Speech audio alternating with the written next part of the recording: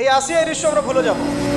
এই যে মেয়েটা কাতরাতে কাতরাতে মারা গেল আজকে, বেশি দিন সময় লাগবে না, 1 মাস 2 মাস হাইয়েস্ট 3 মাস। এর আগেও বহু ইস্যু আমরা এসেছে ভুলে গেছি, একটার পর একটা এসেছে, একটার পর একটা ভুলে গেছি আমরা।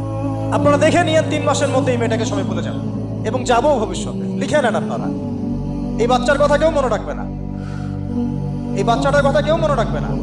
3 মাস পরে, 6 মাস পরে, 1 বছর পরে আরো নতুন ইস্যু আসবে, আরো নতুন পাপ হবে, আরো বড় বড় ঘটনা ঘটবে। এরপরে মানুষ এই বাচ্চাটাকে ভুলে যাবে।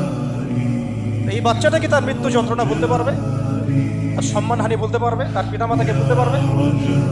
এখন প্রশ্ন হচ্ছে, তার পিতাকেও যদি আমরা জিজ্ঞাসা করি, ইসলামে রেপের শাস্তি হচ্ছে মৃত্যুদণ্ড, ব্যভিচারের শাস্তি হচ্ছে অর্ধেক কোমর পর্যন্ত পুঁতে পাথর নিক্ষেপ করে হত্যা করা, এবং বিবাহিত ব্যক্তি হলে এই শাস্তি, অবিবাহিত হলে 100 বেত্রাঘাত, 1 বছরের নির্বাসন এবং সমাজ থেকে বয়কট করা, আর ধর্ষণ হলে সরাসরি মৃত্যুদণ্ড।